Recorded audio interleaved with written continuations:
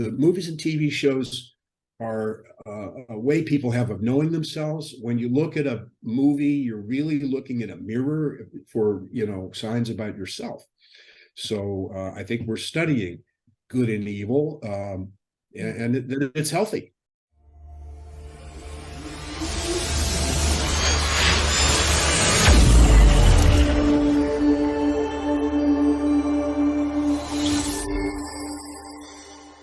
All right, welcome to the podcast. I have on a very special guest, screenwriting guru, legend, author of The Writer's Journey, Chris Vogler. We were just having a really great conversation, actually, and I actually want to kind of dip into it because we were talking kind of about the antihero's journey and about fascination with an antagonist as the central character.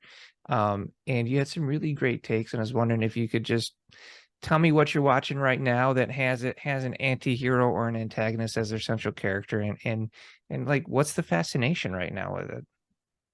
Well, I think the sort of modern approach to all this may have started with Sopranos, and the way they went deep on the psychology, even into going into the therapist's office with the anti-hero, and playing that suspense, really, of raising a question that revolves around, and this is general for shows like Breaking Bad and Better Call Saul and other things that we're watching now. I'm sort of late to the party on some of these things, but am really digging on this central thing that they all seem to be about. Anti-hero stories seem to be about actions have consequences. And the consequences may take a long time, or we could put it, if we think about it in the Greek sort of frame of things, classical way of looking at it, the fates or the goddesses of justice have their way of working around to balancing the books again, and that you have to pay sooner or later for breaking these taboos and these rules that society has laid down. So there's suspense. And it raises a big question mark in the beginning. When will that character have to pay for a bad choice? Maybe it was a little thing. Hitchcock does this often, where he'll give the character some little bit of behavior that's a little out of line. This is not in any Hitchcock movie, but it's like tearing a map out of a book in the library, or because you wanted that map, and it's a little bit selfish, and it's a small crime, but then it sort of snowballs. And eventually that ends up being a big problem. And there's, sort of an inevitable goddess of justice there with a sword to balance the books again. And that's an area I'm looking into right now about Greek ideas about character. And that's one of the things I'm looking at, is this scales of justice that are held in the hands of the goddess Dike, who is the Greek name of Justitia, the Roman goddess of justice. And there are several gods and goddesses that have this scale in their hands. And it just implies that there is a kind of a balance in life, and that a story any story is a little imbalance in the force, that something's taken away from the hero, or the hero needs something, or the hero has committed some small crime or big crime, and that sets things out of justice, and it has to get balanced out again. So I just find that very interesting as a discourse that's going on, that the movies and TV shows are a way people have of knowing themselves. When you look at a movie, you're really looking at a mirror for, signs about yourself. So I think we're studying good and evil, and it's healthy. I think it's a great thing in the culture. I absolutely agree with you. I think your insight on this is incredible. In Sopranos, I think you're right. I think it did kind of start this antagonist as essential character genre, right? Because after The Sopranos, you had shows like The Shield, where it's like a sketchy cop, and you had all kinds of other shows coming out. Now you've got shows like Billions and Succession. It's all about kind of these morally bankrupt or gray at best central characters that we're following.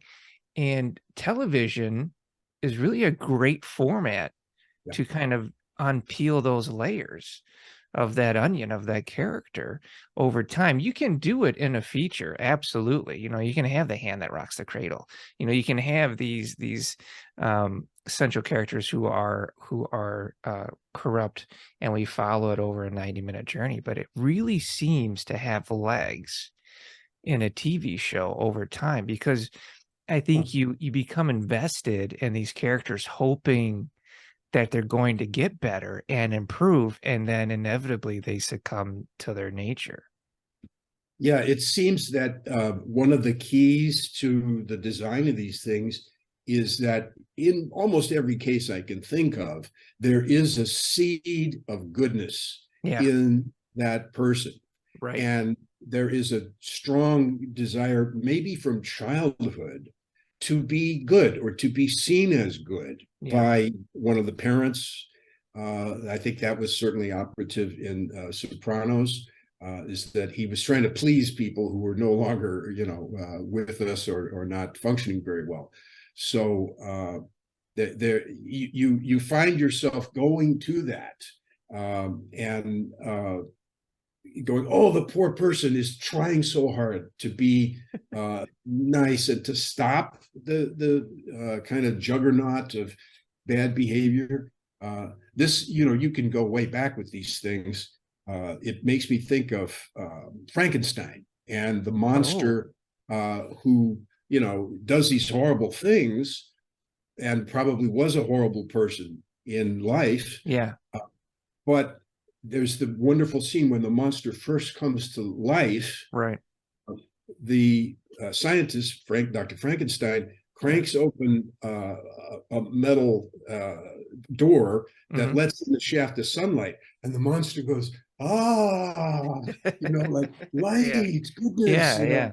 and is attracted to flame and other things that represent enlightenment and consciousness symbolically. So Wow. so right away, you're not completely invested in being horrified by a Right. corpse walking around. The corpse has a soul, and you wish for them to be redeemed. Oh my God. I mean, you're making me think about. All right, I'm gonna bare my soul to you now, Yeah. Chris. So the first film that ever moved me to tears was King Kong. You've got King Kong. He just wants to be left alone. He's doing his thing, living in his forest, living his best life.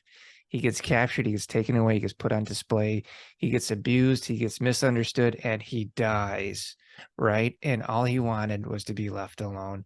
I cried so hard at the end of that movie, which is, I know it's silly because it's, claymation, and then even at the 80s one when it was a guy in a suit, I was still moved by that because of his journey and that tragic ending, and the exploitation of that character.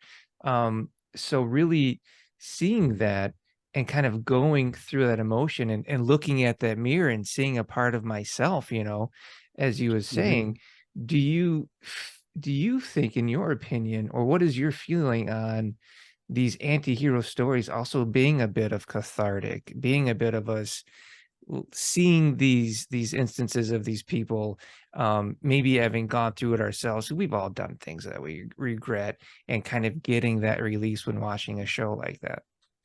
Well, the other side of the sort of lasting power of these tragic stories, or stories that look into the criminal underworld or espionage and things like that, um, is that there's an element of wish fulfillment.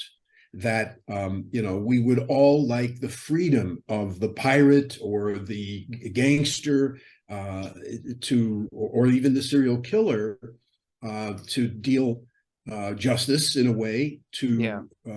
to the undeserving or unworthy people. It's a fine line. Sometimes, like I saw Joker Yeah.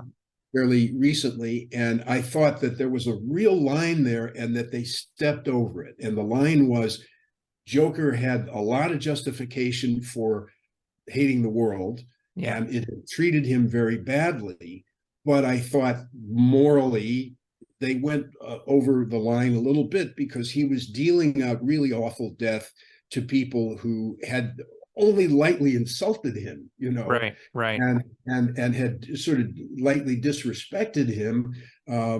And he just took it all the way to annihilate them, and Right. in a really graphic way. So I thought that's where, although I really saw his point of view, I also felt it was a moral error that needs to be paid for at some point, and down the line, maybe that we'll see that. That's really a good point because he doesn't really pay for it when spoilers, guys, he ends up in an institution. He doesn't really pay for it.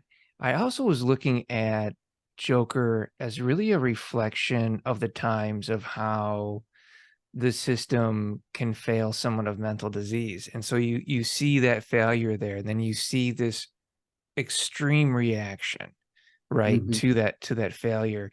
And then you almost wonder, are they really trying to talk about everything that's going on right now in society with, all of the prevalent violence that we see, which is tragic in all of its own?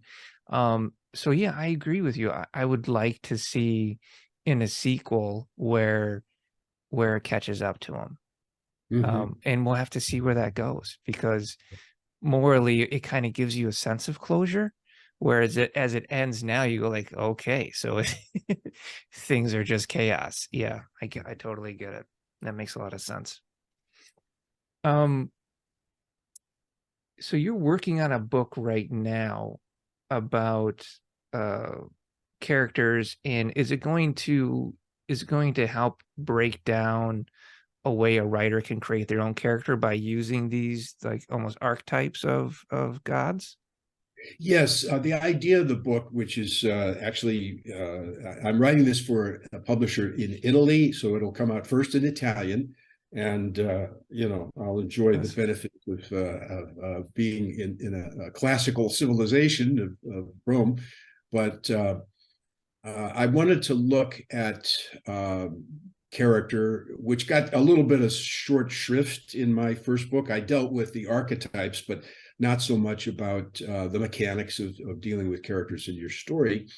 But I always look at things through this Greek lens. And the idea was that I noticed that the Greeks had a need to take abstract qualities that were important in somebody's character. They thought a lot about this, about how to build a character and what were the essential things. And they had a kind of a list, things like excellence and a sense of justice and a sense of good timing and a sense of competitiveness and a sense of luck and, a Hmm. variety of things.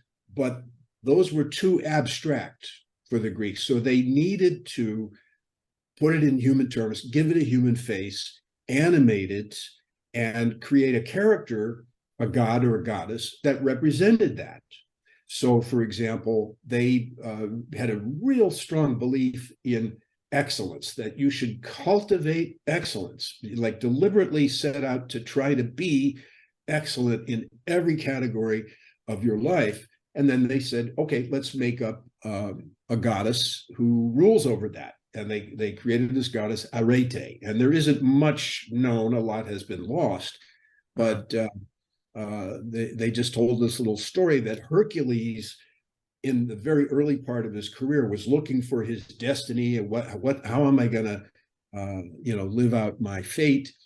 And he came to a crossroads, and there were two women there, Arete, this beautiful, pure, clean goddess, and then there was this kind of sultry vamp who was her evil twin sister, who was named Kakia. So there was Arete and Kakia, and Arete is going, this could be your future. It's an uphill climb. There's a lot of rocks. There may be storms. It's going to be rough, but that's where the true glory is. And the other one, Kakia, said, oh no, there's an easy road here. It's fame, and you'll be on the cover of the magazines, and it's going to be great marketing opportunities for you and so forth. And he thought about it and then decided, no, I like this way of honor. I like this way of risk and true heroism. So he made the right choice. But that's the idea, is that it helps to understand things, to humanize them and put them into the language of human beings, even though they're exaggerated into gods and goddesses, supernatural figures. They still have a human's face, and so you can relate to it better. I think that makes a lot of sense. And actually, going back to what we were talking about with antiheroes, they would do the choice that's the selfish choice. They would do the choice of fame, or even if that meant sacrificing somebody within their family or group in order to achieve that. Which, whenever I'm watching a show and that happens, like, oh man, that actor's out of a job now. So right. But it is that makes a lot of sense, seeing it that way. That actually, you see that a lot now in real life too. You see people making the decision for the fame and for the glory instead of for the right thing to do. So it is exceptionally topical when it comes to that. Yeah, it's one of the things I really enjoy about the directing of some of these shows, particularly the universe of Breaking Bad and Better Call Saul. There's a kind of a routine thing they do where the hero's in a confrontation and they're told, you have to do something, and you can't do what you want to do, and you have to comply. And they'll go, oh, okay, all right, I'll do that. And then they turn away from the speaker and walk towards the camera, and you see on their face, I'm not doing that. I'm not doing anything like that. In fact, I have a whole plan, and it's without any dialogue. It's just the look on the character's face tells you that they've already planned out the whole thing. I figured out how I'm going to make my next move, and it isn't going to be on the side of goodness. I mean, it's brilliant. It's like a call to action, right? Then it's like a perversion to the denial and the acceptance of that call. Whereas like, oh, this is what you want me to do. Well, I'm going to do it this way instead. And it's probably going to be shady. I don't know if you've seen Dexter, but I was a huge Dexter fan when it came out. It's about a serial killer who works as an analyst at a police department, and he hunts down and kills other serial killers. It's a fantastic show. They ended up doing a follow-up show after that to give the character the proper send-off that he needed, which really concluded his arc and in a way that was morally justifiable, whereas something like the Joker didn't get to do that in the second show of Dexter. They did. So if you're looking for another good one, I'd say Dexter, and then the follow-up to Dexter as well. Yeah, this reminds me, we were talking about these kind of signal flares that went up with Sopranos and other shows, House of Cards and so forth. And one of the big things I think in this was Silence of the Lambs, because there, you've got a really horrible character.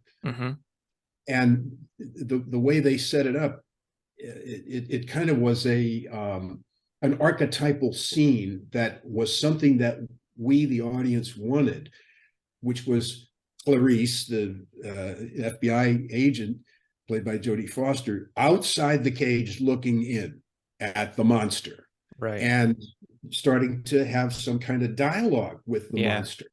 And this was like a movie expression of a wish that I think a lot of people in the audience have. It's like, why are you so horrible? And why did you do this horrible thing?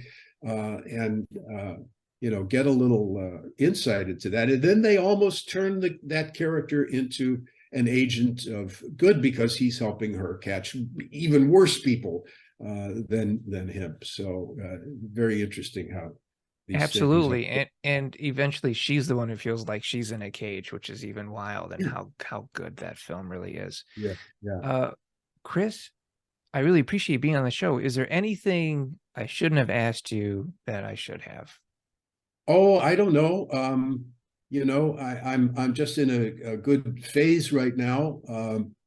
My 25th anniversary edition of my book, which is now several years beyond the 25th, is still out there and having its influence. And I'm in a state right now of sort of claiming things,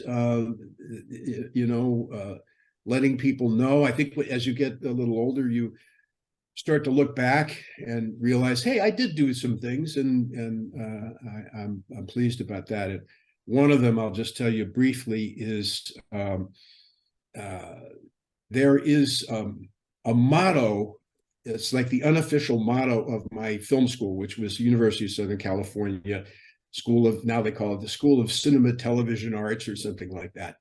But the motto is "Reality ends here," and translated it into Latin, and it's carved on the door of the school, the big fancy entrance.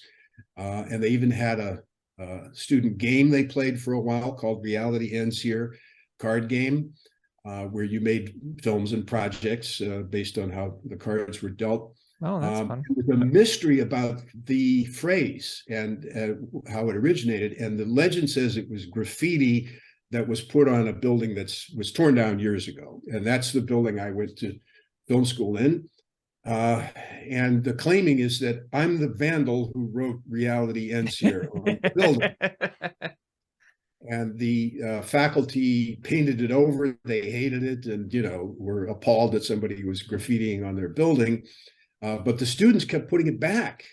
And awesome. when they tore the building down, the students insisted on carving it into the fresh cement in the new building. And then that building was torn down, the old George Lucas building. And now there's a new George Lucas building and a Zemeckis building and the Spielberg building.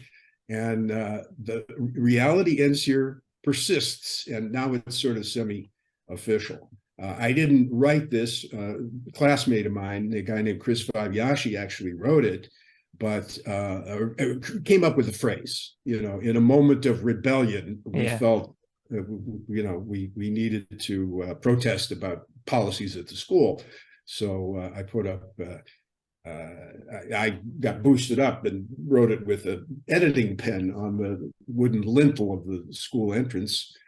So that's just a little project of mine right now, is to claim credit for that. I mean, that's incredible. Continue rebelling against the school. That's part of the fun of this. Is the school is like not sure that they like this rebellious phrase. I think it's fantastic that, and the fact that that's just part of your legacy is incredible. But I mean, the writer's journey has moved people around the world and has taught an entire generation of not just writers but screenwriters. And I think it's wonderful that you're owning that, because you've achieved it. You've changed and influenced the industry. And I just want to say thank you for being on the show. Well, Geoffrey, thank you very much. You always have great questions and insights, and I have enjoyed talking about the dark side of the force a little bit. It's good.